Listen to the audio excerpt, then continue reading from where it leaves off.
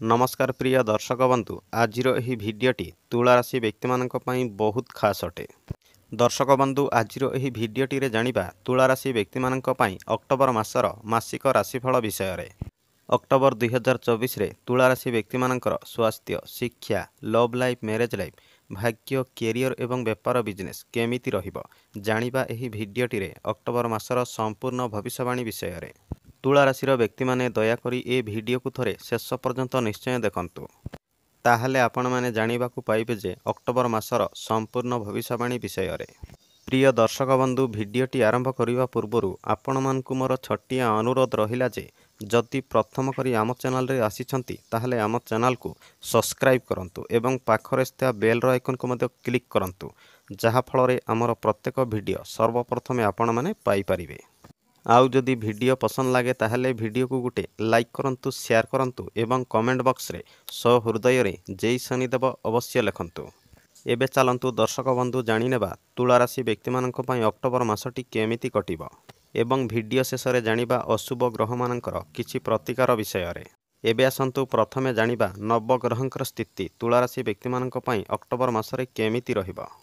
आपणकर प्रथम गृह रे शुक्रदेव विराजमान अछंती, आपणकर पंचम गृह रे शनिदेव विराजमान अछंती एवं षष्ठ गृह रे राहुदेव विराजमान अछंती एवं आपणकर अष्टम गृह रे विराजमान अछंती देवगुरु बृहस्पति, नवम गृह रे विराजमान अछंती मंगल एवं आपणकर द्वादश गृह रे विराजमान अछंती सूर्य, बुध एवं केतु। प्रिय दर्शक बंधु एबे आसंतु जानिबा आपणकर स्वास्थ्य विषय रे। अक्टोबर 2024 रे आपणकर हेल्थ किपरि रहिबो। प्रथम गृह होइथाय हमर इम्यूनिटी सिस्टम रो गृह।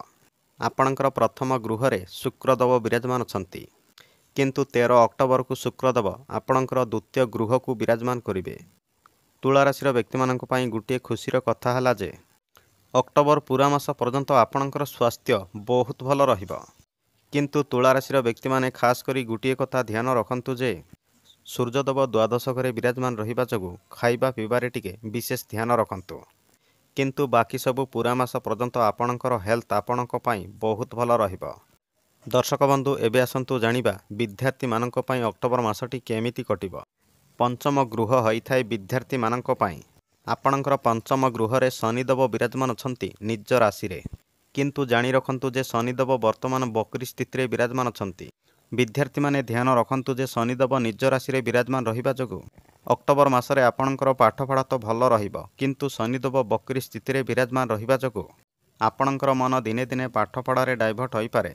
आउ जदि आपण माने आपणकर पाठपढ़ा रे कोनोसी भी बड़ डिसीजन नबाकू चाहुथिले किबा कोनोसी भी इंपोर्टेंट फॉर्म फिलअप करबाकू चाहुथिले मध्य 14 नवेम्बर परे नियंतु आपणक पई समयटी अत्यंत शुभ रहिबो। किंतु विद्यार्थी माने ध्यान रखंतु जे अक्टोबर मासरे आपण माने आपणकर पाठपढ़ा रे कोनोसी भी बड़ डिसीजन नियंतु नाही, कारण शनिदेव बकरी स्थिति रे विराजमान रहिकी आपणकर पाठपढ़ा रे किछि ना किछि समस्या निश्चय सृष्टि करिवे। विद्यार्थी माने खास करी एही कथा को ध्यान रे रखंतु एवं आपणकर पाठपढ़ा रे कोनोसी भी डिसीजन नेबाकू चाहुथिले 14 नवेम्बर परे नियंतु आपणक पई शनिदेवंकर स्थिति बहुत भल रहिबो एवं शनिदेव आपणकू अत्यंत शुभ फल मध्य प्रदान करिवे। एवं अक्टोबर मासरे मध्य आपणकर मन को पाठपढ़ा रे लगाइबाकू चेष्टा करंतु, कारण शनिदेव बकरी स्थिति रे विराजमान रहिबा जगु आपणकर मन पाठपढ़ा रे लागिबो नाही। एबे आसंतु जानिबा आपणकर लव लाइफ केमिति रहिबो। अक्टोबर मासरे पंचम गृहरु ही लव लाइफ पई देखा जाई थाए। लव लाइन रे रहितवा व्यक्ति माने ध्यान रखंतु जे शुक्रदेव प्रथम गृह रे विराजमान रहिबा जगु आपण माने अक्टोबर मासरे बहुत रोमांटिक रहिबे एवं आपणकर लव लाइफ मध्य आपणक पई बहुत भल रहिबो।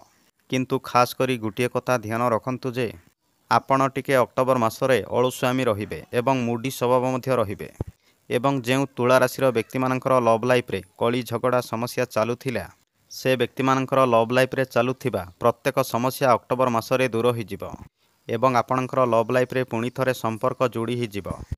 आउ शुक्रदेव एवं शनिदेव निज राशि रे विराजमान रहिबा जगु अक्टोबर पूरा मास पर्यंत आपणकर लव लाइफ बहुत भल रहिबो एवं आपणकर लव लाइफ रे बहुत भल संपर्क आउ बुझामणा मध्य रहिबो।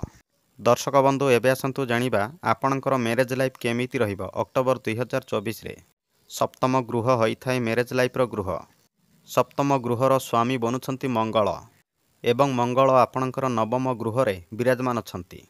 କିନ୍ତୁ ମଙ୍ଗଳ 20 ଅକ୍ଟୋବରକୁ ଆପଣଙ୍କର ଦଶମ ଗୃହକୁ ବିରାଜମାନ କରିବେ। ଆଉ ତୁଳା ରାଶିର ବ୍ୟକ୍ତିମାନେ ଜାଣି ରଖନ୍ତୁ ଯେ 20 ଅକ୍ଟୋବର ପରେ ମଙ୍ଗଳ ନୀଚ ସ୍ଥିତିରେ କର୍କଟ ରାଶିରେ ବିରାଜମାନ ରହିବେ। ତୁଳା ରାଶିର ବ୍ୟକ୍ତିମାନେ ଧ୍ୟାନ ରଖନ୍ତୁ ଯେ 20 ଅକ୍ଟୋବର ପରେ ଆପଣଙ୍କର ଲାଇଫ୍ ପାର୍ଟନର କାମ କାର୍ଯ୍ୟରେ ଟିକେ ଅଧିକା ବିଜି ରହିପାରନ୍ତି ଏବଂ ଆପଣଙ୍କର କ୍ୟାରିୟରକୁ ନେଇ ମଧ୍ୟ ଆପଣଙ୍କର ଲାଇଫ୍ ପାର୍ଟନର ଅଧିକା ବିଜି ରହିପାରନ୍ତି ଏବଂ ଆପଣଙ୍କର ସମ୍ପର୍କରେ ଆପଣଙ୍କର ଲାଇଫ୍ ପାର୍ଟନର ଆପଣଙ୍କୁ ଟାଇମ୍ ମଧ୍ୟ ଦେଇ ନ ପାରନ୍ତି। ତୁଳା ରାଶିର ବ୍ୟକ୍ତିମାନେ ଧ୍ୟାନ ରଖନ୍ତୁ ଯେ 20 ଅକ୍ଟୋବର ପରେ ଆପଣଙ୍କର ମ୍ୟାରେଜ୍ ଲାଇଫ୍ରେ ଏସବୁ ସମସ୍ୟା ଦେଖାଦେବ। କିନ୍ତୁ 20 ଅକ୍ଟୋବର ପୂର୍ବରୁ ଆପଣଙ୍କର ମ୍ୟାରେଜ୍ ଲାଇଫ୍ ଆପଣଙ୍କ ପାଇଁ ବହୁତ ଭଲ ରହିବ ଏବଂ ଆପଣଙ୍କର ଲାଇଫ୍ ପାର୍ଟନରଙ୍କର ଭାଗ୍ୟ ଏବଂ କ୍ୟାରିୟରରେ କିଛି ନା କିଛି ପରିବର୍ତ୍ତନ ହେବାର ବହୁତ ସମ୍ଭାବନା ମଧ୍ୟ ରହିଅଛି। ଆଉ ଯଦି ଆପଣଙ୍କର ମ୍ୟାରେଜ୍ ଲାଇଫ୍ରେ କୌଣସି ବି ଡିସିସନ୍ ନେବାକୁ ଚାହୁଁଥିଲେ 20 ଅକ୍ଟୋବର ପୂର୍ବରୁ ନିଅନ୍ତୁ, ଆପଣଙ୍କ ପାଇଁ ବହୁତ ଭଲ ରହିବ। ଦର୍ଶକ ବନ୍ଧୁ, ଏବେ ଆସନ୍ତୁ ଜାଣିବା ସବୁଠୁ ମହତ୍ତ୍ୱପୂର୍ଣ୍ଣ ବିଷୟରେ। ଆପଣଙ୍କର ଭାଗ୍ୟ, କ୍ୟାରିୟର ଏବଂ ବେପାର ବିଜନେସ୍ କେମିତି ରହିବ ଅକ୍ଟୋବର 2024ରେ। ଭାଗ୍ୟସ୍ଥାନର ସ୍ୱାମୀ ବନୁଛନ୍ତି ବୁଧଦେବ ଏବଂ ବୁଧଦେବ ଦ୍ୱାଦଶ ଘରେ ନିଜ ରାଶିରେ ବିରାଜମାନ ଅଛନ୍ତି ଏବଂ ସାଙ୍ଗରେ କେତୁ ଏବଂ ସୂର୍ଯ୍ୟଦେବ ମଧ୍ୟ ବିରାଜମାନ ଅଛନ୍ତି। ତୁଳା ରାଶିର ବ୍ୟକ୍ତିମାନେ ଧ୍ୟାନ ରଖନ୍ତୁ ଯେ ବୁଧଦେବ ନିଜ ରାଶିରେ ବିରାଜମାନ ରହିବା ଯୋଗୁଁ ଅକ୍ଟୋବର ମାସରେ ଆପଣଙ୍କୁ ବିଦେଶୀ ଗତିବିଧିରୁ ଧନଲାଭ ମିଳିବାର ବହୁତ ସମ୍ଭାବନା ରହିଅଛି ଏବଂ ଆପଣଙ୍କର କାମ କାର୍ଯ୍ୟରେ ମଧ୍ୟ ଧନଲାଭ ମିଳିବାର ବହୁତ ସମ୍ଭାବନା ରହିଅଛି। ଆଉ ଯଦି ଆପଣମାନେ କୌଣସି ଜାଗାରେ ଧନ ଇନଭେଷ୍ଟମେଣ୍ଟ କରିବାକୁ ଚାହୁଁଥିଲେ ସେଥିରୁ ମଧ୍ୟ ଆପଣଙ୍କୁ ଲାଭ ମିଳିବାର ବହୁତ ସମ୍ଭାବନା ରହିଅଛି ଏବଂ ଆପଣ ଯଦି କୌଣସି ବି ଶୁଭ କାର୍ଯ୍ୟ ଆରମ୍ଭ କରିବାକୁ ଚାହୁଁଥିଲେ ମଧ୍ୟ ଆପଣମାନେ କରିପାରିବେ। ଆପଣଙ୍କ ପାଇଁ ବୁଧଦେବଙ୍କର ସ୍ଥିତି ବହୁତ ଭଲ ରହିବ ଏବଂ ତୁଳା ରାଶିର ବ୍ୟକ୍ତିମାନଙ୍କ ପାଇଁ ଅକ୍ଟୋବର ମାସରେ ଗୋଟିଏ ଖୁସିର କଥା ହେଲା ଯେ ବୁଧ, ଶୁକ୍ର ଏବଂ ଶନିଦେବ ନିଜ ରାଶିରେ ବିରାଜମାନ ରହିବା ଯୋଗୁଁ ଆପଣଙ୍କୁ ଅନଲାଇନ୍ ଗେମିଂରେ ମଧ୍ୟ ଲାଭ ମିଳିବାର ବହୁତ ସମ୍ଭାବନା ରହିଅଛି। କାରଣ ଆପଣଙ୍କ ପାଇଁ 3ଟି ଗ୍ରହ ନିଜ ରାଶିରେ ବିରାଜମାନ ରହିବା ଯୋଗୁଁ ତୁଳା ରାଶି ବ୍ୟକ୍ତିମାନଙ୍କ ପାଇଁ ତ୍ରିକୋଣର ରାଜଯୋଗ ବନିବ ଏବଂ ପୁରା ମାସ ପର୍ଯ୍ୟନ୍ତ ଆପଣଙ୍କର ଭାଗ୍ୟ ଆପଣଙ୍କ ପାଇଁ ବହୁତ ଭଲ ରହିବ ଏବଂ ଅକ୍ଟୋବର ମାସରେ ଆପଣଙ୍କର ପ୍ରତ୍ୟେକ କାର୍ଯ୍ୟରେ ଭାଗ୍ୟ ଆପଣଙ୍କର ସମ୍ପୂର୍ଣ୍ଣ ସାଥ ଦେବ। ଦର୍ଶକ ବନ୍ଧୁ, ଏବେ ଆସନ୍ତୁ ଜାଣିବା ଆପଣଙ୍କର କାର୍ଯ୍ୟକ୍ଷେତ୍ର କେମିତି ରହିବ ଅକ୍ଟୋବର 2024ରେ।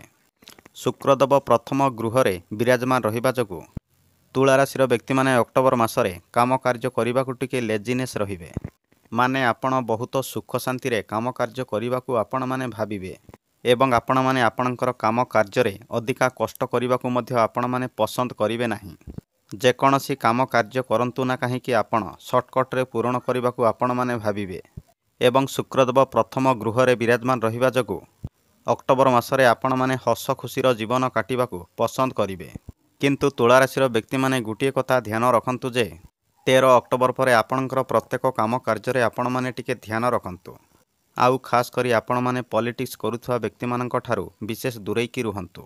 ଆଉ ଯଦି ଆପଣଙ୍କର କୌଣସି ବି ଇମ୍ପୋର୍ଟାଣ୍ଟ କାର୍ଯ୍ୟ ବହୁତ ଦିନ ଧରି ଅଧା ରହିଥିବା ଆପଣଙ୍କର କାର୍ଯ୍ୟ ଅକ୍ଟୋବର ମାସରେ ପୂରଣ ହେବାର ମଧ୍ୟ ବହୁତ ସମ୍ଭାବନା ରହିଅଛି ଏବଂ ଅକ୍ଟୋବର ମାସରେ ଆପଣଙ୍କର କିଛି ସ୍ୱପ୍ନ ମଧ୍ୟ ପୂରଣ ହେବାର ସମ୍ଭାବନା ରହିଅଛି ଏବଂ ଯେଉଁମାନଙ୍କ ପାଖରେ ଚାକିରି ନାହିଁ, ଚାକିରି ଅପେକ୍ଷାରେ ରହିଥିଲେ, ଗ୍ରହମାନଙ୍କର ସ୍ଥିତି ଅନୁସାରେ ସେ ବ୍ୟକ୍ତିମାନଙ୍କୁ ଚାକିରି ମିଳିବାର ବହୁତ ସମ୍ଭାବନା ମଧ୍ୟ ରହିଅଛି ଏବଂ ଆପଣଙ୍କର କ୍ୟାରିୟର ଅକ୍ଟୋବର ମାସରେ ଆପଣଙ୍କ ପାଇଁ 80% ଭଲ ରହିବ। ଏବେ ଆସନ୍ତୁ ଜାଣିବା ଆପଣଙ୍କର ବେପାର ବିଜନେସ୍ ବିଷୟରେ।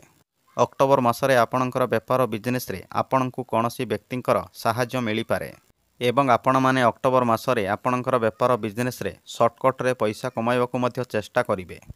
କିନ୍ତୁ ଡେଲି ଇନକମ୍ କରୁଥିବା ବ୍ୟକ୍ତିମାନଙ୍କ ପାଇଁ ଅକ୍ଟୋବର ମାସଟି ବହୁତ ଭଲ ରହିବ ଏବଂ ଖାସ୍ କରି 17 ଅକ୍ଟୋବର ପରେ ଆପଣଙ୍କର ବେପାର ବିଜନେସ୍ରେ ଆପଣଙ୍କ ପାଇଁ ସମୟଟି ବହୁତ ଭଲ ରହିବ। ଯଦି ଆପଣଙ୍କର ବେପାର ବିଜନେସ୍ରେ ଆପଣମାନେ କୌଣସି ବି ଡିସିସନ୍ ନେବାକୁ ଚାହୁଁଥିଲେ 17 ଅକ୍ଟୋବର ପରେ ନିଅନ୍ତୁ, ଆପଣଙ୍କ ପାଇଁ ବହୁତ ଭଲ ରହିବ ଏବଂ କୌଣସି ବି ନୂଆ ବେପାର ବିଜନେସ୍ ଆରମ୍ଭ କରିବାକୁ ଚାହୁଁଥିଲେ ମଧ୍ୟ 17 ଅକ୍ଟୋବର ପରେ କରନ୍ତୁ। ଆପଣଙ୍କ ପାଇଁ ପ୍ରତିକାର ହେଲା ପ୍ରତ୍ୟେକ ଦିନ ସୂର୍ଯ୍ୟଦେବଙ୍କୁ ତମ୍ବା ପାତ୍ରରେ ଜଳ ଚଢ଼ାନ୍ତୁ ଏବଂ ପ୍ରତ୍ୟେକ ବୁଧବାର ଦିନ ଭଗବାନ ଗଣେଶଙ୍କୁ ଦୁବ ଚଢ଼ାନ୍ତୁ। ଦର୍ଶକ ବନ୍ଧୁ, ଏ ଥିଲା ତୁଳା ରାଶିର ଅକ୍ଟୋବର 2024 ମାସିକ ରାଶିଫଳ ସମ୍ପୂର୍ଣ୍ଣ ଭବିଷ୍ୟବାଣୀ। ଯଦି ଆପଣମାନଙ୍କୁ ଏ ଭିଡ଼ିଓଟି ପସନ୍ଦ ଲାଗିଥାଏ ତାହେଲେ ଭିଡ଼ିଓକୁ ଗୋଟେ ଲାଇକ୍ କରନ୍ତୁ ଏବଂ ସେୟାର କରନ୍ତୁ। ଧନ୍ୟବାଦ।